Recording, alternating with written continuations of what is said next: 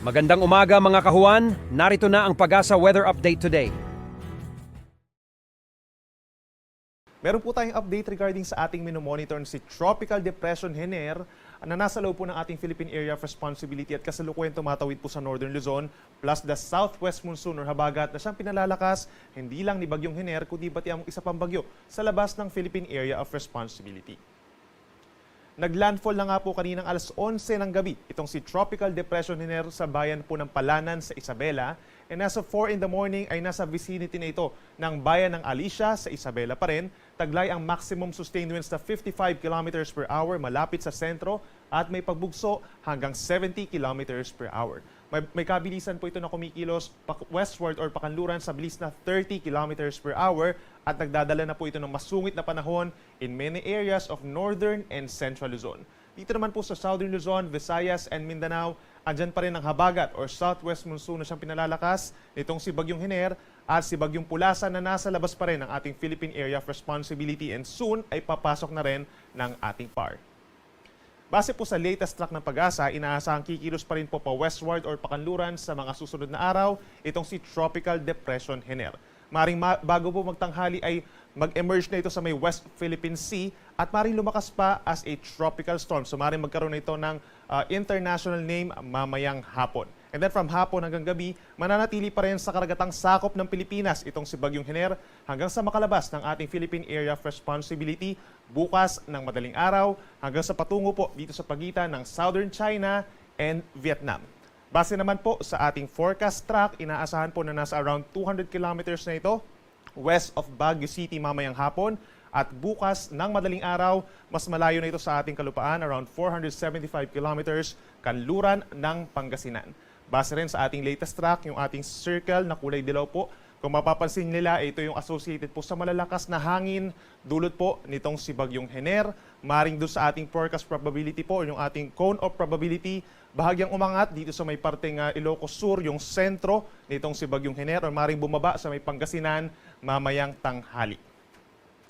Sa ngayon po nakataas ang tropical cyclone wind signal number 1 sa mas maraming lugar dito sa may mainland Luzon, kabilang na dyan ang Cagayan, Isabela, Quirino, and Nueva Vizcaya. Buong Cordillera Region, meron pa rin po tayong tropical cyclone wind signal number 1, kabilang ng Apayao, Kalinga, Abra, Ifugao, Mountain Province, and Benguet. Buong Ilocos Region, from Ilocos Norte down to Ilocos Sur, La Union, and Pangasinan, may signal number 1 pa rin po. At hanggang dito po sa may Central Luzon, kabilang ng Zambales, Tarlac, Nueva Ecija, Pampanga, Bulacan, and Aurora. Signal number 1 na rin po sa northern portion of Bataan, kabilang ng Dilalupihan, Orani, and Hermosa. Northern portion pa rin of Quezon, kabilang ng Polillo Islands, General Nakar, and Infanta. Northern portion of Rizal, kabilang mga bayan ng Rodriguez and San Mateo.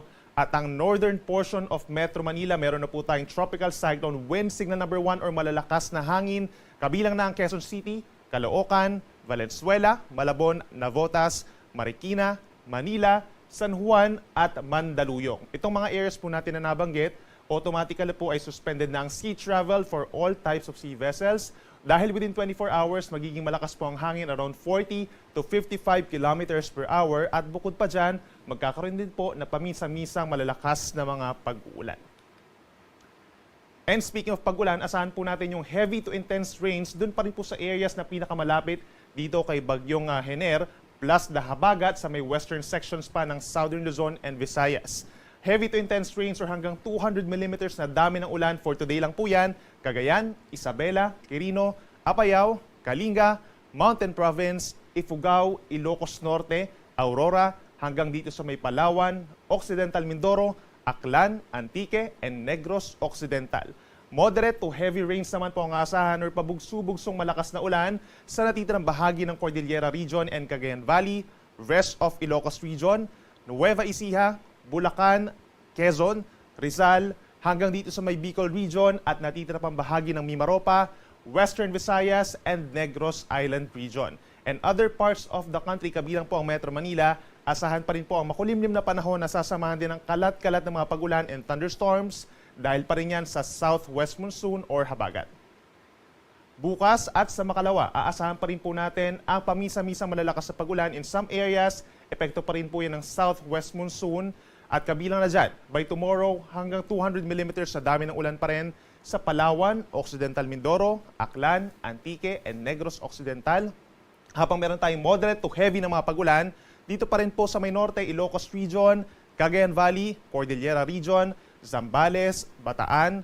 Mas lalakas pa po ang ulan sa Metro Manila, gayon din sa Calabarzon, Bicol Region, Central Visayas at natitira ring bahagi po ng Mimaropa, Western Visayas and Negros Island Region dahil ito po yung time na papasok na itong bagong bagyong si Helen. And then pagsapit po ng Thursday, September 19, Occidental Mindoro pa rin po makakaranas ng pinakamararaming ulan habang sa Metro Manila possible po ang moderate to heavy rains pa rin po lalo na sa umaga hanggang tanghali as well as La Union, Pangasinan, Zambales, Bataan, Aklan, Antique at natitira pang bahagi ng Mimaropa.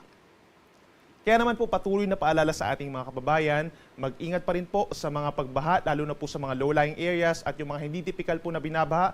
Possible din po na magkaroon ng mga flooding sa inyong areas. Possible din po yung pag-apaw at pagragasan ng mga ilog, lalo na yung mga downstream. At possible din sa mga bulubundukin na lugar kabilang ng Cordillera Region, mga landslides, rain-induced landslides or pagguho ng lupa. Lagi po makapag-coordinate sa inyong mga local disaster risk reduction and management offices kung kinakailangan po ng paglikas at lagi makipag-ugnayan sa inyong mga local chief executives for possible suspension po ng work and class. Kabilang na dyan ang governors, mayors, and the barangay chairman even. At para naman po sa malalakas na hangin, dulot pa rin ng southwest monsoon. Bukod pa dun sa binanggit natin na signal number 1, meron din po tayong mararanasan ng mga pagbugso dahil sa habagat over Batanes, Mimaropa, down to Bicol Region, Visayas, and Mindanao.